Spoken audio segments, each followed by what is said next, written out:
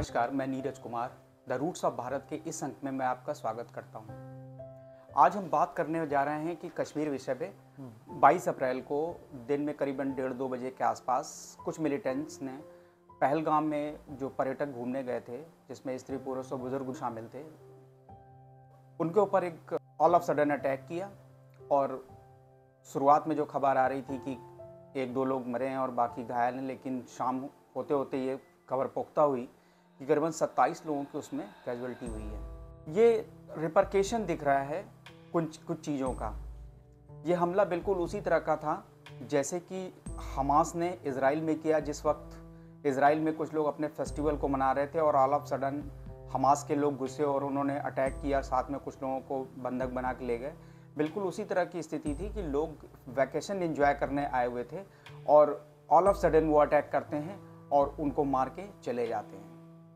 कुछ स्पेसिफिक वो पूछ के मारते हैं, जो और भी ज़्यादा फोकस करने वाली चीज़ है। यहाँ पे गवर्नमेंट को कंसंट्रेट करना पड़ेगा कि 1980 से लेके और जो 22 अप्रैल को घटी घटना है, इसके दौरान जो बहुत घटनाएं घटी उसका थोड़ा सा एक हम लोग बैक करते हैं कि उसमें क्या क्या हुआ। कि 1980 में मंडई नरसंहार त्रिपुरा में होता है, 84 में मीनामकम में बम विस्फोट होता है, 91 में कल्याण ट्रेन बम विस्फोट होता है, 93 में बॉम्बे बम विस्फोट है, 93 में ही बऊ बाजार कलकत्ता में बम विस्फोट होता है। उसके बाद न जाने कितनी जगहों पे सीरियल बम ब्लास्ट होते हैं। 98 में कोयम्बटूर में बम ब्लास्ट हुआ, दिसंबर 2001 भारतीय संसद पे हमला होता है, मार्च 2002 में रघुनाथ टेम्पल पे, फिर उसके बाद फिर नवंबर 2002 में ही रघुनाथ टेम्पल पे हमला हुआ।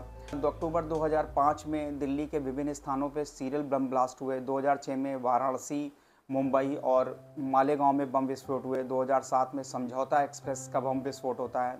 मक्का मस्जिद, हैदराबाद के लुम्बिनी पार्क में बम विस्फोट होते हैं। 2008 में रामपुर, जयपुर, बेंगलोर में सीरियल ब्लास्ट, अहमदाबाद में सीरियल ब्लास्ट, उसके अलावा दिल्ली में सीरियल ब्लास्ट होते हैं। 2008 में महाराष्ट्र में, गुजरात में सीरियल ब्लास्ट हुए। अगरतला, इम्फाल, असम और मुंबई फिर इसके चपेट में आए। 2013 में करीबन 8 घटनाएं, बड़ी घटनाएं में टेररिस्ट अटैक की होती हैं। 2014 में 7 घटनाएं, जिसमें नक्सली और आतंकवादी घटनाएं बड़ी होती हैं। 2016 में फिर 7 घटनाएं घटती हैं। लेकिन 2017 के बाद से ये घटनाएं धीरे धीरे छुटपुट धीरे धीरे कम होती जाती हैं। लेकिन उस दौरान 3 बड़ी घटनाएं हुई। 2016 में पठानकोट हुआ और उरी हुआ, उसके साथ पुलवामा 2019 में हुआ। लगभग 122 बड़े ब्लास्ट 1980 से लेकर 2025 की घटना, जबकि आज की डेट में वीडियो बना रहा हूँ, बड़ी घटनाएं हुई। इसके अलावा बहुत छोटी मोटी घटनाएं जिनमें ग्रेनेड के हमले, लोगों को, एक आध लोगों की कैजुअल्टी होना, ये रेगुलर होती रही है। पिछले करीबन हम 45 साल से लगातार ये फ्रिक्वेंसी देख रहे हैं। इसके रीज़न क्या हैं? हम अगर रीज़न पे जाएंगे तो कुछ लॉन्ग टर्म रीज़न है, कुछ शॉर्ट टर्म रीज़न है। शॉर्ट टर्म रीज़न तुरंत दिख जाते हैं, लेकिन लॉन्ग टर्म रीज़न ये है कि जब से भारत और पाकिस्तान का विभाजन हुआ और देश आज़ाद हुआ, उसके ठीक बाद से पाकिस्तान ने भारत के अंदर डिस्टर्बेंस को लगातार बनाए रखने का एजेंडा, अपने जम्मू कश्मीर को डिस्टेबलाइज करके रखो, क्योंकि 1948 में इन्होंने कश्मीर पे कब्जा कर लिया, जिसको हम आज POK कहते हैं, जिसको पाकिस्तान आज़ाद कश्मीर कहता है। प्रायोरिटी पे रखा एजेंडा को। तो डिस्टेबलाइज करने के प्रोसेस में सिर्फ जम्मू कश्मीर नहीं, वो भारत के अलग अलग हिस्सों में लगातार बम विस्फोट करता रहा। सरकारें अपने स्तर पे लगातार प्रयास कर रही थी कि इसको कंट्रोल किया जाए, लेकिन शायद वो सख्ती या ये कह लीजिए वो डिटर्मिनेशन इसको रिजॉल्व करने का बहुत दिख नहीं रहा था। जम्मू कश्मीर में धारा 370 लगने और 35A होने की वजह से जम्मू के अंदर जो फोर्सेस का डिप्लॉयमेंट जिस तरह से होना चाहिए, एडमिनिस्ट्रेशन में जिस तरह से कंट्रोल भारत का होना चाहिए, वो नहीं था। 2019 में जब धारा 370 हटती है, 35A हटता है, उसके बाद धीरे धीरे हम लोग नॉर्मलसी की तरफ बढ़ते हैं। उसके बाद एक आध घटनाएँ होती हैं, लेकिन उसको नेग्लिजिबल किया है सरकार ने। लेकिन ये घटना जो दिख रही है, ये किन चीज़ों का मैनिफेस्टेशन है, ये किस वजह से दिख रही है? तो उसके कुछ जो लॉन्ग टर्म रीज़न ये हैं कि जो पॉलिटिको रिलीजियस वायलेंस है, ये एक रीज़न है। दूसरा है इथनिक सब रीजनल नेशनलिज्म, जो इथनिकल ग्रुप हैं उनके अपने एक नेशनलिज्म है। सोशियो इकोनॉमिक कंडीशन जो है जम्मू कश्मीर की, वो एक बहुत बड़ा कारण है। और पॉलिटिक्स ऑफ आइडेंटिटी जो पाकिस्तान में लगातार बनी हुई है, वो भी एक बहुत बड़ा रीज़न है। इसमें कुछ प्लेयर्स और भी हैं, जिसमें कि चीन भी एक रीज़न है।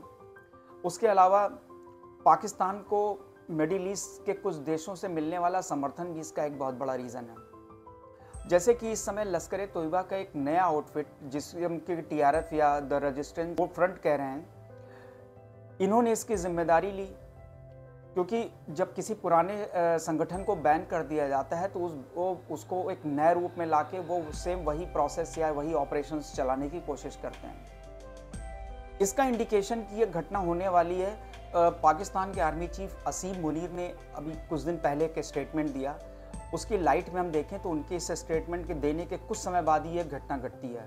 तो असीम मुनीर ने जो वर्ड यूज़ किया कि जुगलर वेन, उन्होंने कहा कि Kashmir is our jugular vein, यानी कि एक बहुत बड़ी इम्पॉर्टेंट चीज़ ये है सर और गर्दन के बीच की। तो हम टू नेशन थ्योरी को उन्होंने फिर से इन्वोक करने की कोशिश की। एक बदलाव वो इस बात का भी लेते हैं कि बांग्लादेश को पाकिस्तान से अलग करने में भारत की बहुत बड़ी भूमिका थी, तो वो आज तक भूले नहीं हैं। इसके अलावा जो उन्होंने बहुत और बड़ी बात कही है कि पाकिस्तान में लोगों को, अपने बच्चों को ये स्टोरी सुनानी चाहिए कि हमारे जो फोर फादर्स, उनके जो पुरखे थे, उन्होंने ये कहा था कि we are different from the Indians और Hindus in every possible aspect of life. दूसरी चीज़ उन्होंने कहा कि our religion is very different, our custom is very different, our traditions are different and our thoughts are different, तो our ambitions are different. तो हम हर चीज़ में इनसे डिफरेंट हैं। उन्होंने ये भी कहा कि हमें अपने कश्मीरी भाइयों को वहाँ पे नहीं छोड़ना चाहिए जो ये हीरोइक स्ट्रगल चल रहा है।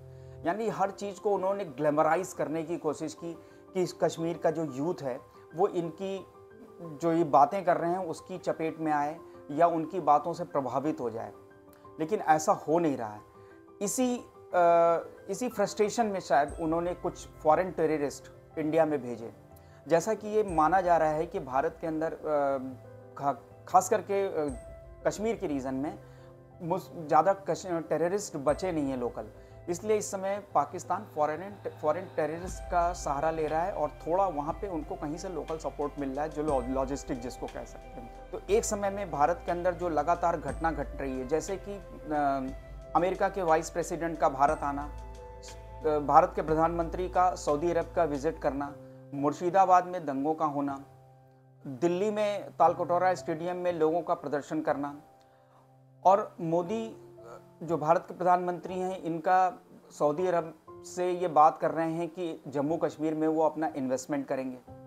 शायद पाकिस्तान इन चीज़ों से बौखला गया कि ऐसा तो नहीं कि जम्मू कश्मीर के हालात बेहतर हो गए और वहाँ का यूथ इस बात से पूरी तरह से मुतमईन हो जाए कि या एश्योर हो जाए कि जम्मू कश्मीर की स्थिति अच्छी हो रही है, और वो जो उसका एजेंडा जो प्रायोरिटी पर रखता है कि भारत के अंदर डिस्टर्बेंस वो जम्मू कश्मीर के थ्रू ही करता है, वो पूरा ना हो। अब सरकार सारी घटनाओं को देखने के बाद एक लंबे सिलसिले को देख रहे हैं। 1947 के बाद से बहुत लंबा सिलसिला हो चुका है। हम लोगों के देश में प्रोग्रेस करने की जितनी ताकत हमें लगानी चाहिए, हमारी करीबन 70% ताकत भारत अपने देश के अंदर अलग अलग क्षेत्रों में जो डिस्टर्बेंस होते हैं उसको निपटने में लगाती है। तो प्रोग्रेस के लिए जो हमें पूरी 100% ताकत लगानी चाहिए वो हम 30-40% ही लगा पाते हैं। पब्लिक को इस बात से फ़र्क नहीं पड़ता है कि सरकार एक्शन क्या लेगी, पब्लिक को सिर्फ इससे फ़र्क पड़ता है कि सरकार एक्शन क्या लेने जा रही है, उसका इम्पैक्ट पब्लिक के माइंडसेट पे क्या पड़ना है। लेकिन जो इम्पॉर्टेंट बात अभी है कि पब्लिक का एटीट्यूड अभी तक भी हम देख रहे हैं कि पूरी तरह से नेशनलिस्टिक नहीं है।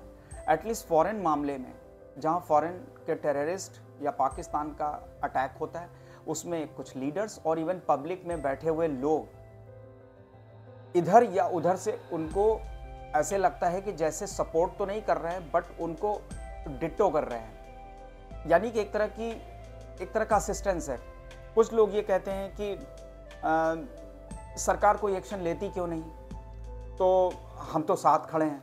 पहले तो ये कहेंगे कि सरकार ने ये सुरक्षा में ये कमियां कर दी, सरकार ने सुरक्षा में फलानी कमी कर दी। तो इस तरह की घटनाएं होने के बाद भी जनता के अंदर ही विरोधाभास हो जाता है।